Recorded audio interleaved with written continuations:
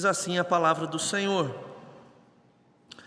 Quando Jesus soube que os fariseus tinham ouvido dizer que ele fazia e batizava mais discípulos do que João, se bem que Jesus mesmo não batizava, e sim os seus discípulos, deixou a Galileia, retirando-se outra vez, deixou a Judeia, retirando-se outra vez para a Galileia.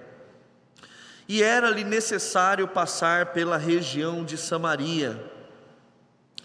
Assim, Jesus chegou a uma cidade samaritana chamada Sicar, perto das terras que Jacó tinha dado ao seu filho José. Ali ficava o poço de Jacó. Cansado da viagem, Jesus sentou-se junto ao poço. Era por volta do meio-dia. Nisso veio uma mulher samaritana tirar água. Jesus lhe disse: "Dê-me um pouco de água", pois os seus discípulos tinham ido à cidade comprar alimentos. Então a mulher samaritana perguntou a Jesus: "Como, sendo o Senhor um judeu, pede água a mim, que sou mulher samaritana?" Ele disse isso porque os judeus não se dão com os samaritanos. Jesus respondeu: "Se você conhecesse o dom de Deus e quem é que está lhe pedindo água para beber, você pediria e ele lhe daria água viva." Ao que a mulher respondeu: "O Senhor não tem balde e o poço é fundo. De onde vai conseguir essa água viva? Por acaso o Senhor é maior do que Jacó, nosso pai, que nos deu o poço, do qual ele mesmo bebeu, assim como os seus filhos e o seu gado?" Jesus respondeu: "Quem beber desta água voltará a ter sede, mas aquele que beber da água que eu lhe der, nunca mais terá sede. Pelo contrário, a água que eu lhe der será nele uma fonte a jorrar para a vida eterna." A mulher lhe disse: "Senhor, quero que me dê essa água, para que eu não mais tenha sede, nem precise vir aqui buscá-la." Jesus disse: "Vá, chame o seu marido e volte aqui." Ao que a mulher respondeu: "Não tenho marido." Então Jesus disse: "Você tem razão ao dizer que não tem marido, porque já teve 5, e este é que tem agora não é seu marido. O que você disse é verdade." A mulher então lhe disse: "Agora eu sei que o Senhor é um profeta.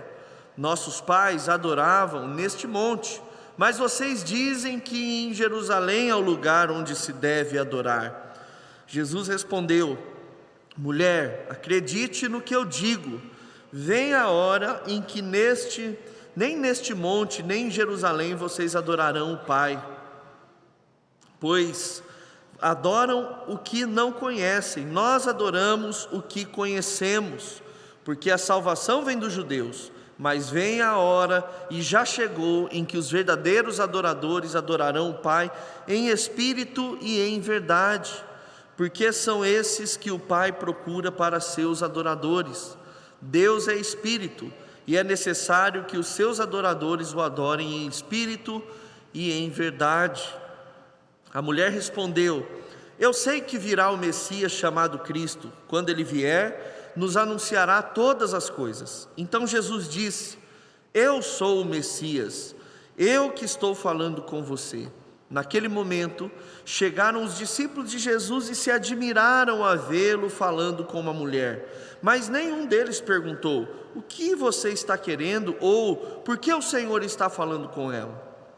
Quanto à mulher, deixou seu cântaro, foi à cidade e disse ao povo: "Venham comigo e vejam um homem que me disse tudo o que eu já fiz. Não seria ele por acaso Cristo?" Então saíram da cidade e foram até onde Jesus estava. Enquanto isso, os discípulos pediam a Jesus dizendo: "Mestre, coma." Mas ele lhes disse: "Tenho para comer uma comida que vocês não conhecem." Então os discípulos começaram a dizer entre si: "Será que alguém trouxe algo para comer?" Jesus lhes declarou: "A minha comida consiste em fazer a vontade daquele que me enviou e realizar a sua obra. Vocês não dizem que ainda faltam 4 meses até a colheita? Eu, porém, lhes digo: levantem os olhos e vejam os campos, pois estão maduros para a colheita. Quem colhe recebe desde já a recompensa, e ajunta o seu fruto para a vida eterna, para que se alegrem ao mesmo tempo o que semeia e o que colhe. Pois no caso é verdadeiro ditado: um é que semeia, outro é o que colhe. Eu os enviei colher o que vocês não semearam. Outros trabalharam e vocês aproveitaram o trabalho deles. Muitos samaritanos daquela cidade creram em Jesus por causa do testemunho da mulher que tinha dito: ele me disse tudo o que eu já fiz. Quando, pois, os samaritanos foram até Jesus, pediram-lhe que permanecesse com eles. E Jesus ficou ali 2 dias. Muitos outros creram nele por causa da palavra de Jesus e diziam à mulher: agora não é mais por causa do que você falou que nós cremos, mas porque nós mesmos ouvimos e sabemos que este é verdadeiramente o Salvador do mundo. Louvado seja Deus pela sua palavra. Mantenha a sua Bíblia aberta e vamos orar mais uma vez. Querido Deus, muito obrigado por esse tempo que nós tivemos de canções, por esse tempo que nós tivemos de oração, intercessão, e obrigado, Deus, pela palavra do Senhor, que será ministrada aos nossos corações nessa noite. Todos nós, sem exceção, nos colocamos, ó Deus, como alunos do Senhor, teus filhos, para aprender do Senhor, que é nosso professor e nosso Pai, as verdades do teu Evangelho e aquilo que o Senhor tem a nos entregar nessa noite, Pai. Portanto, fala conosco o que nós queremos receber de modo alegre, tua palavra. Oramos assim em nome de Jesus. Amém e amém. Queridos, nós estamos seguindo na série Os Encontros com Jesus. E hoje nós vamos tratar de um encontro muito conhecido, a história de Jesus e a mulher samaritana. Você muito provavelmente já ouviu e leu esse texto mais de uma vez. E nós vamos focar na meditação do texto dessa noite, especialmente, assim como Nicodemos, nas pessoas que a partir do encontro com Jesus se tornaram mensageiros ou mensageiras da palavra de Deus. E a mulher samaritana é uma dessas que, encontrada por Jesus, se tornou após esse encontro uma evangelista, uma missionária. Ela compartilhou o evangelho e Cristo também entrou no coração de outras pessoas, e veremos aquilo que o Senhor tem a nos falar nessa noite. Mas para que a gente possa fazer as aplicações necessárias, é muito importante que a gente entenda alguns detalhes do texto.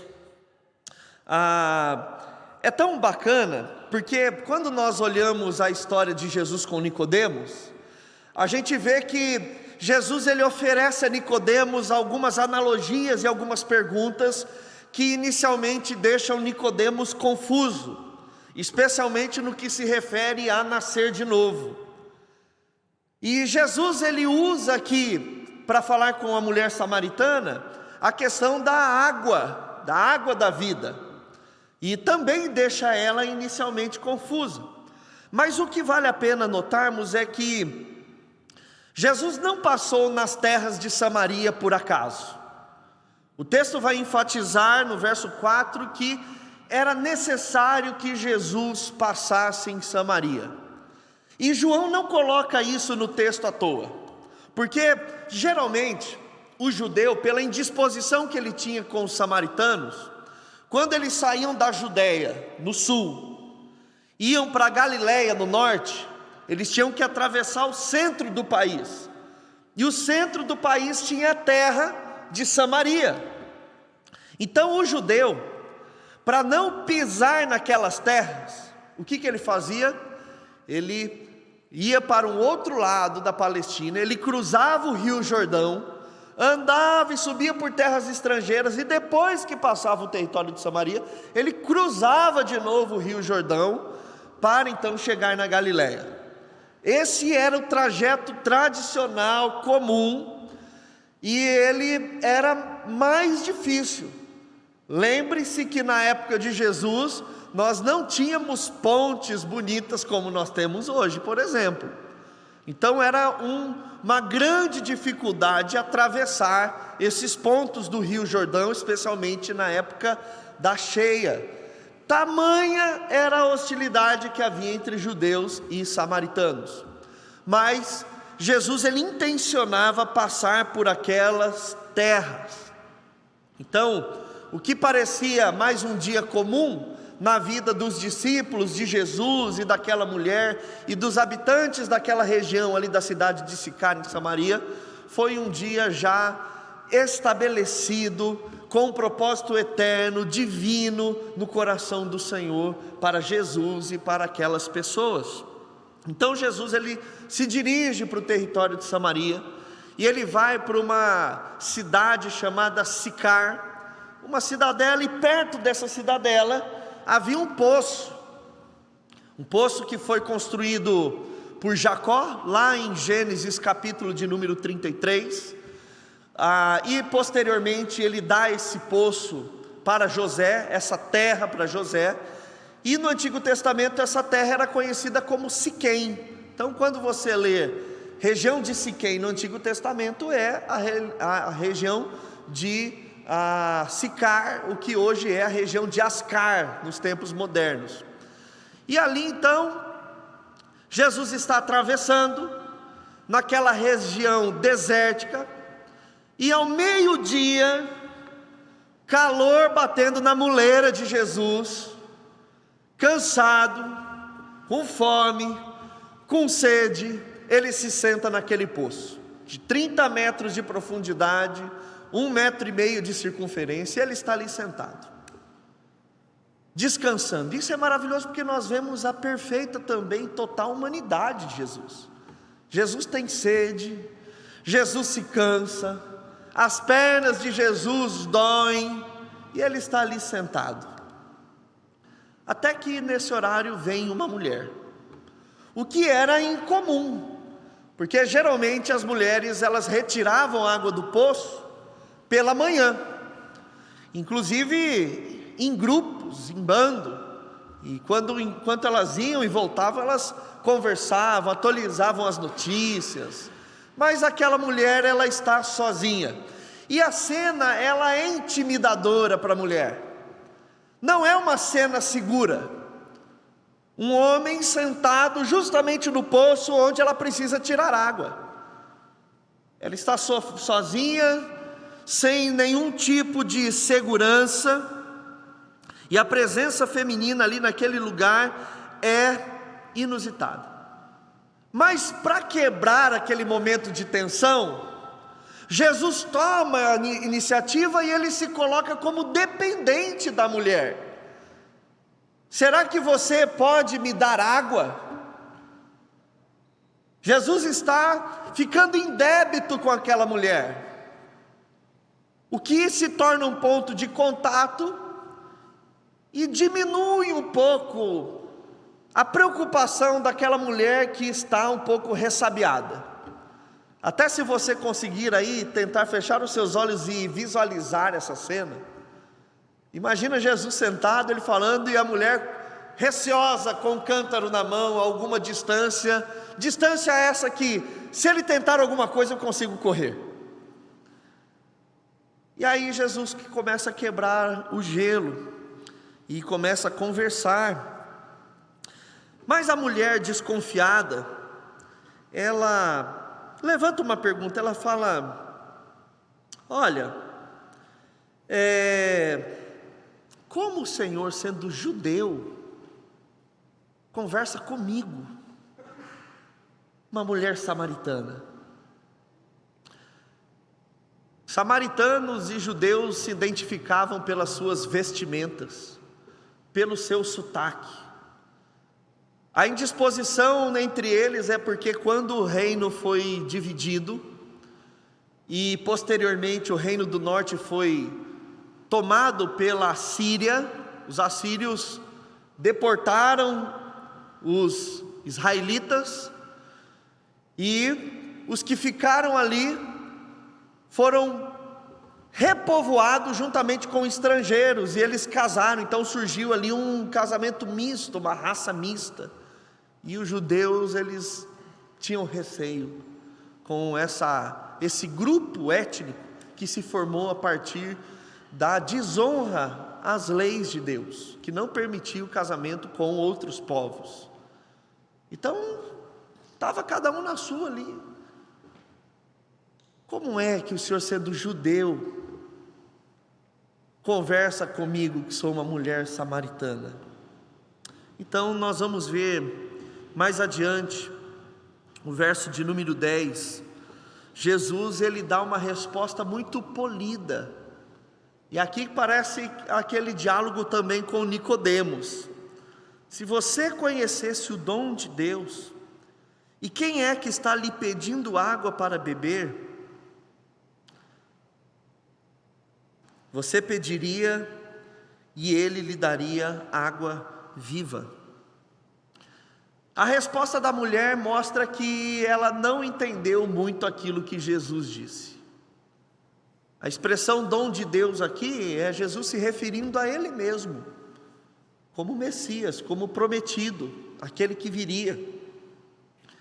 E água viva, Jesus ele está falando da vida eterna, da salvação. Mas o texto mostra que ela não conseguiu compreender isso claramente. Ela fala: o Senhor não tem balde, e o poço é fundo. De onde você vai conseguir essa água viva? Por acaso o Senhor é maior do que Jacó, o nosso pai, que nos deu o poço do qual ele mesmo bebeu, assim como os seus filhos e gado? Ela fica confusa.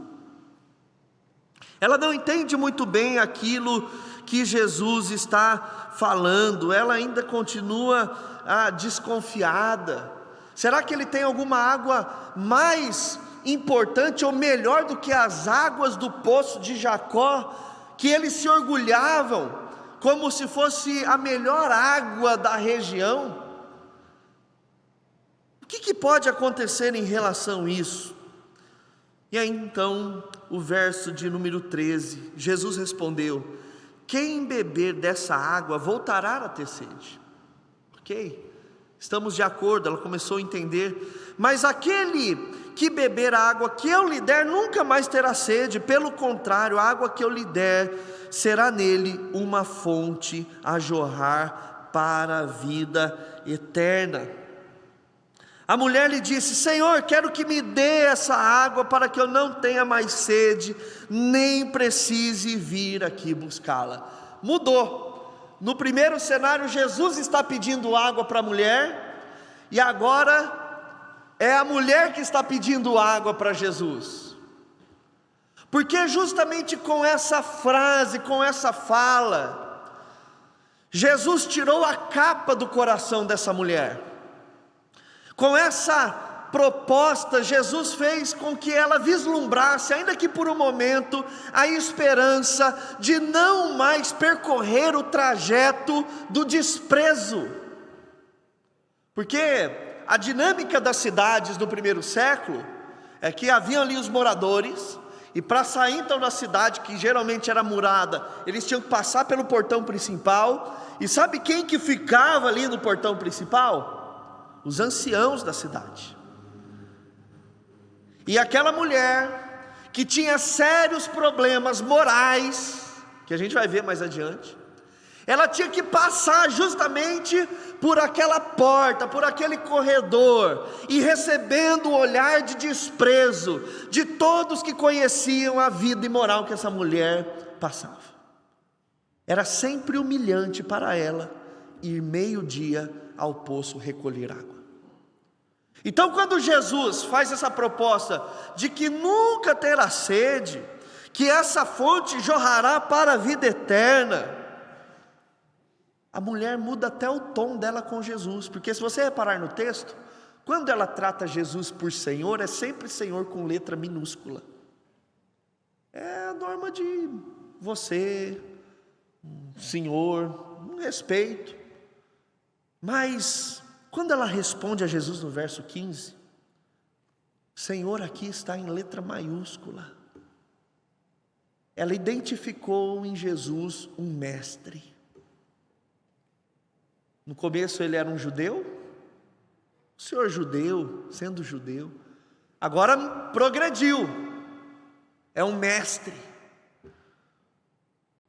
é alguém que sabe das coisas, é alguém que sabe daquilo que está falando. E Jesus, ele revela com essa pergunta, essa mulher que era inculta, socialmente desprezada, moralmente problemática, que há uma esperança. Tanto essa mulher quanto Nicodemos, que era o oposto dessa mulher, alguém culto, que tinha know-how na sociedade, ambos precisam de Jesus. Então, o verso 16, 17 e 18, Jesus, ele salienta aqui a vida moral dessa mulher, dizendo: vá chamar o seu marido. E ela: eu não tenho marido. E Jesus fala: respondeu muito bem. Você já foi casada muitas vezes, já teve 5, e a gente não sabe o porquê. Pode ser que tenham morrido todos, e aí tem a lei onde um irmão assumia a responsabilidade pela esposa, então foram vários acontecimentos de falecimento. Pode ser apenas o divórcio, mas o fato é que depois da 5ª tentativa, agora ela está amasiada. Ela vive com um homem que não é o marido dela. E uma coisa interessante também é que Jesus em nenhum momento fala para ela: resolva essa situação, conserte. Jesus aqui não está dando uma lição moral nela. Isso não significa que Jesus está passando pano sobre o pecado dela. Pelo contrário, ele evidenciou e escancarou isso diante dela. E o verso 19, a mulher então diz algo que ela já estava desconfiando: agora sei que o Senhor é um profeta. Mudou de novo, era um judeu, virou um senhor, um mestre. Agora ela vê ele como um profeta, porque ele sabe de algo que só ela e os habitantes de Sicar sabem, mas ele era um estrangeiro, ele não sabia disso. E aí então ela começa a ter uma dúvida: será que ele realmente é só um profeta? Ou é algo a mais que isso? E surpreendentemente, aquela mulher de aparência simples, de vida desprezada, moralmente terrível, ela faz uma baita de uma pergunta teológica aqui. Verso 20: nossos pais adoravam neste monte de Gerizim, onde tinha, há 150 anos antes, o templo que foi construído ali também havia sido destruído, mas eles também adoravam ali ao Senhor naquele lugar, tinha um santuário. Fala: nossos pais adoravam neste monte, mas vocês dizem que em Jerusalém é o lugar onde se deve adorar. Então Jesus respondeu: vem a hora, acredite, mulher, no que eu digo, vem a hora em que nem neste monte, nem em Jerusalém vocês adorarão o Pai. Existe um tempo, ele está dizendo, onde a vinda do Messias encerrará essa segregação. A vinda do Messias unirá os povos, as nações, em um único só rebanho. E aí Jesus, ele faz um comentário interessante aqui: vocês adoram o que não conhecem, nós adoramos o que conhecemos. Porque o samaritano, ele só seguia o Pentateuco, os 5 primeiros livros do Antigo Testamento. Já os judeus, toda a Torá, todo o Antigo Testamento, na verdade, nosso. Então eles tinham parte da revelação, ela era meio que manca. Então o conhecimento verdadeiro sobre o Messias realmente vinha dos judeus, porque Deus decidiu na sua soberania fazer com que o Messias viesse entre o povo judeu. E ele está dizendo isso, porque a salvação vem dos judeus. A verdade é essa mesmo. Mas vem a hora, e já chegou, agora em que os verdadeiros adoradores adorarão o Pai em espírito, isso é, de modo particular, privado, de modo pessoal, de coração íntegro, mas também em verdade, sabendo quem é, saber como é, tendo clareza, assertividade na maneira, porque no Antigo Testamento o Cristo era a sombra, no Novo Testamento ele é plenamente revelado. Então agora nós podemos afirmar que ele é a verdade. Jesus disse: eu sou o caminho, a verdade e a vida. Então agora é possível adorar em espírito e em verdade, porque são esses que o Pai procura para seus adoradores. Deus é espírito e é necessário que os seus adoradores adorem em espírito e em verdade. E aí então verso 25, aquilo que ela desconfiava está prestes a ser revelado. A mulher respondeu, ela é esperta, viu gente? Ela é inteligente.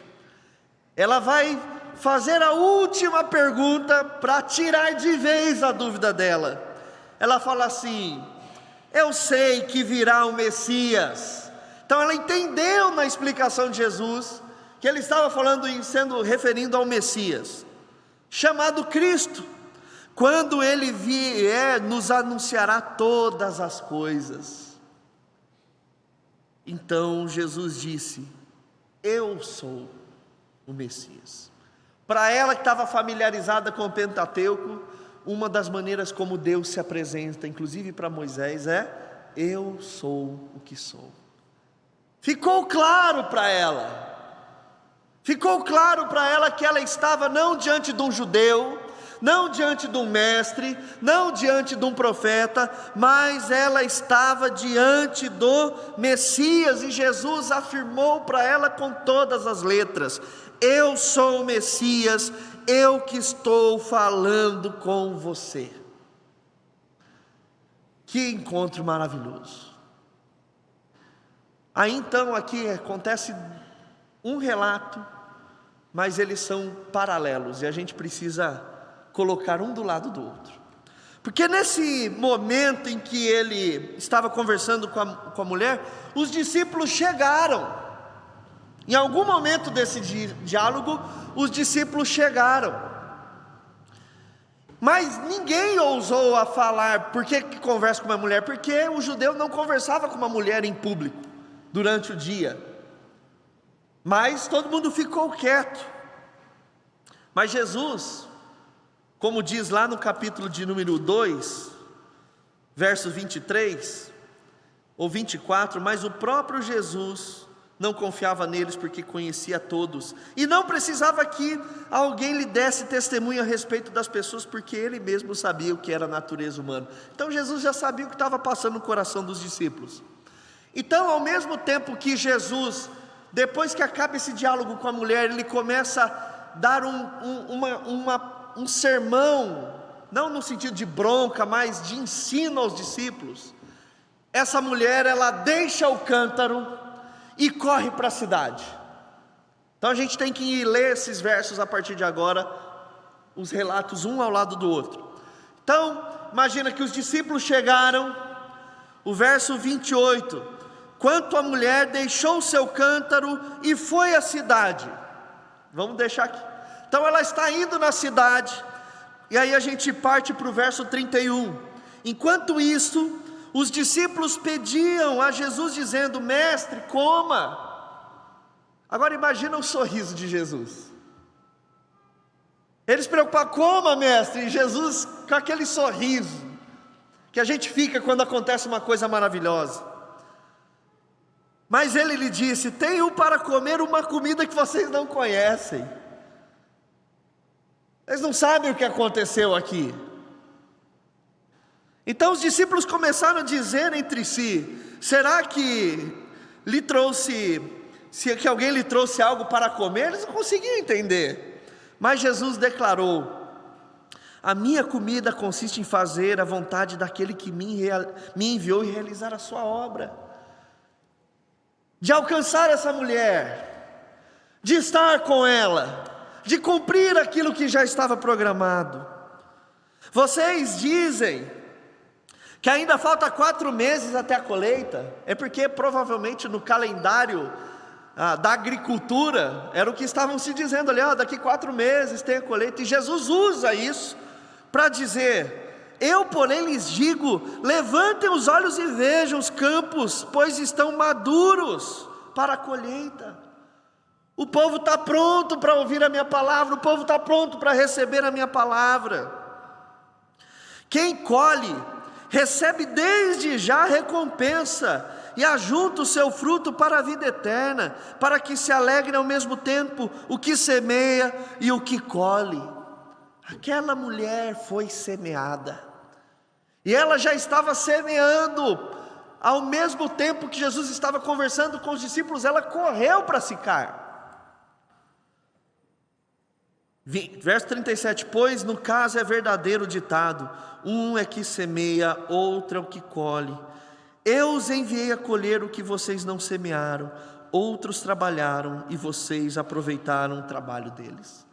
É como se Jesus estivesse ensinando aos discípulos, e aquela mulher que voltou para Sicar estivesse demonstrando aquilo que Jesus está ensinando.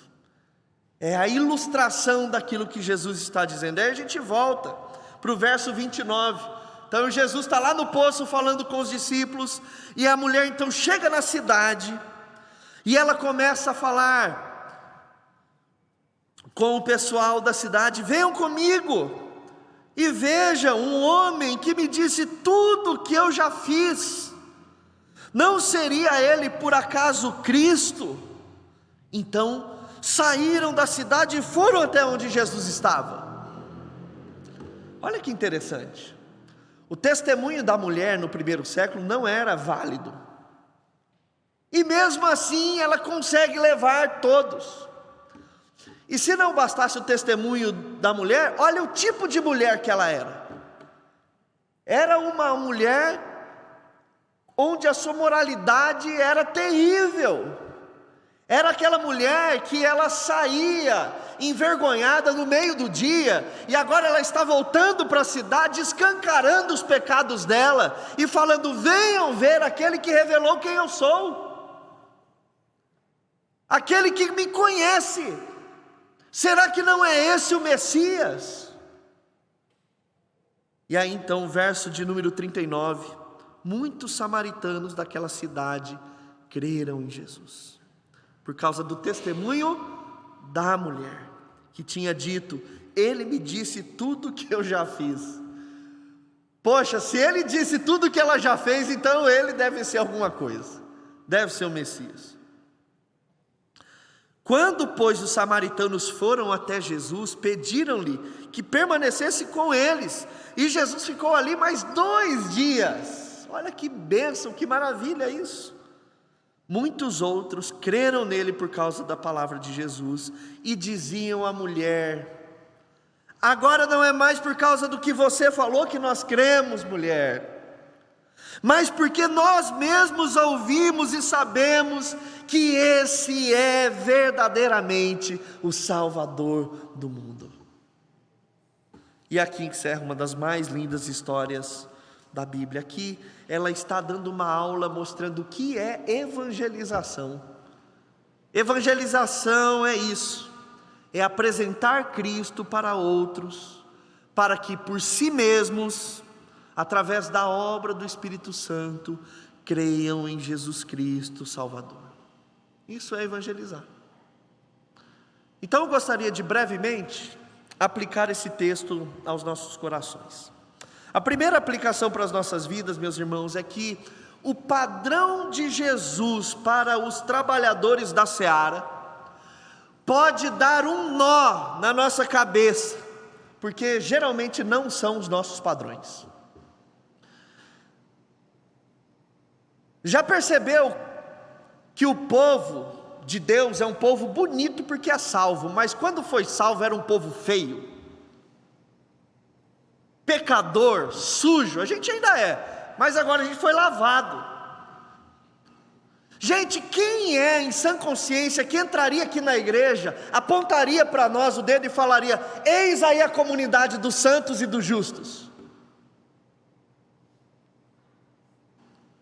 Por isso que o padrão que Jesus tem para escolher os trabalhadores para a sua seara é diferente de tudo. As pessoas podem dizer: você tem certeza? Mas é o tipo de gente que Jesus escolhe. Jesus escolheu uma mulher improvável para ser uma missionária, uma evangelista, para pregar o evangelho para o povo que a repudiava. Como é que a gente aplica isso no nosso coração?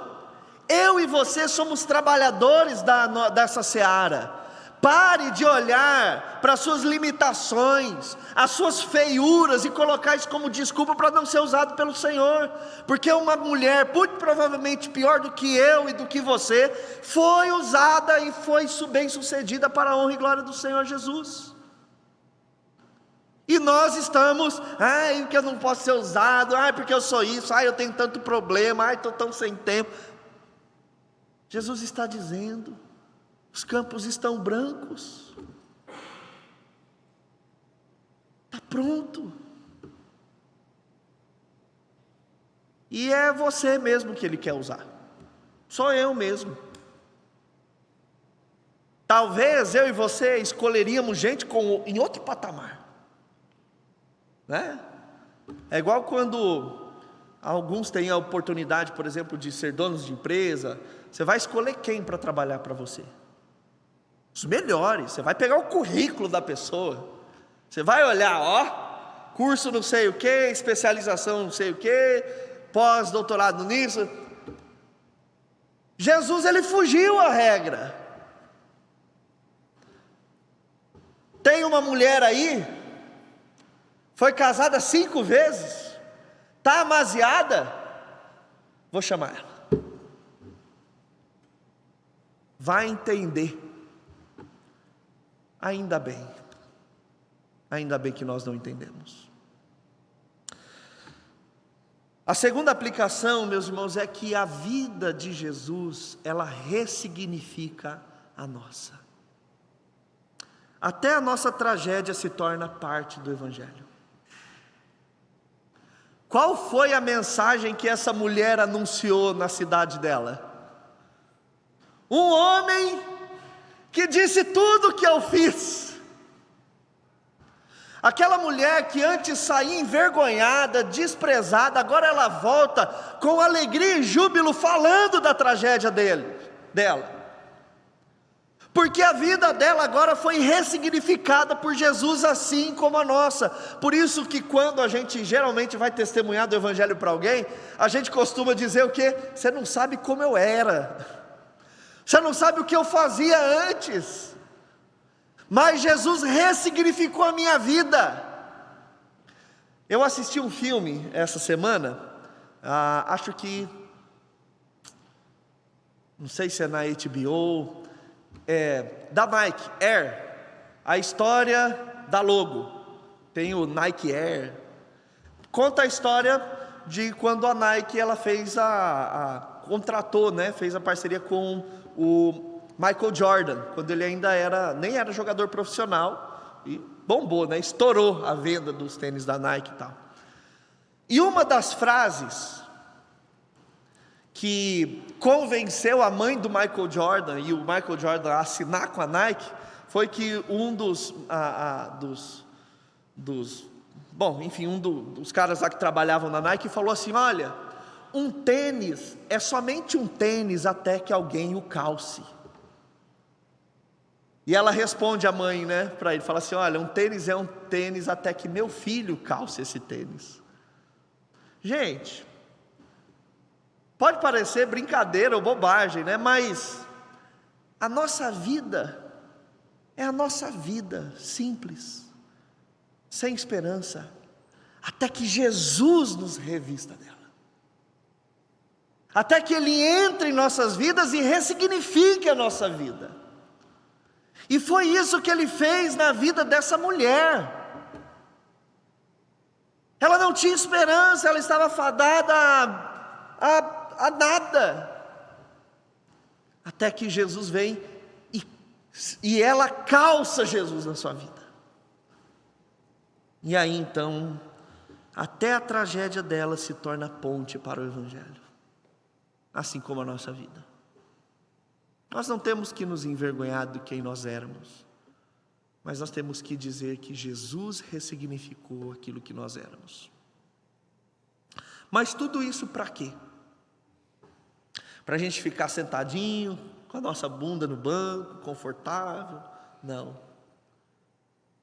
Tudo isso nos leva à terceira aplicação, que nós vamos ver dela. Uma voluntariedade extraordinária em compartilhar o Evangelho.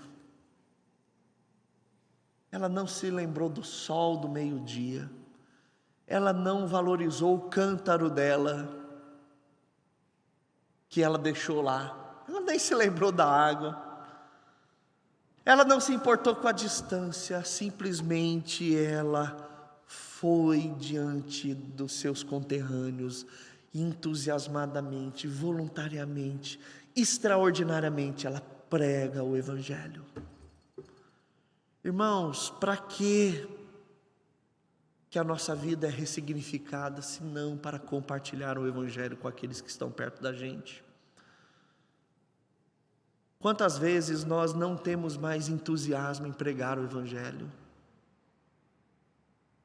Nós parece que assim a gente precisa apanhar no sermão, no culto de outros crentes para a gente poder falar de Jesus para alguém. A gente fica tão animado em falar do futebol, do templo, da porcaria da política. A gente vai no Facebook, nas redes sociais, arrebenta de um monte de postagem, mas Jesus, a gente não fala. A gente não fala. Parece que a gente murchou. Não há essa voluntariedade extraordinária de sair correndo pregando o Evangelho. Tem gente que trabalha com a gente há mais de 5, 6 anos e sequer a gente compartilhou uma oração com essa pessoa, compartilhou um versículo. Tem gente que está na sala da faculdade com a gente já há 3 anos e elas nem sabem que a gente crê no Evangelho. Essa mulher, quando ela descobre que aquele judeu não era mestre, não era profeta, mas era o Messias, a primeira coisa possível que ela faz é voltar para a cidade dela e evangelizar. Evangelizar. E a terceira aplicação, meus irmãos, é que o evangelismo é simples. Você não precisa de um curso para isso. Essa mulher não fez nenhum curso para evangelizar. Ela não fez uma escola para evangelização. Ela simplesmente apresentou Jesus para que olhassem para Ele ao invés dela. E esse é um ponto de virada. Quando nós evangelizamos, nós chegamos com a nossa vida, nós falamos sim da transformação que Ele fez, mas nós estamos fazendo assim: olhe para mim, mas olhe para Ele. E a partir do momento que você ver Ele, eu sumo, eu sou insignificante, eu não preciso, você não precisa mais olhar para mim. Nós não centramos o cristianismo de outra pessoa em nós centramos Ele em Jesus, e foi isso que ela fez. É tão simples a gente falar de Jesus. A gente chega para a pessoa e fala assim: olha, esse sou eu, essa era a minha vida, isso que Jesus fez e faz na minha vida, agora Ele está aí, Ele pode fazer isso em você também. Que Deus nos abençoe, meus irmãos, através dessa linda história. Meu desafio é para que você vá para sua casa, leia esse texto, e que possamos aplicar em nossas vidas. Amém?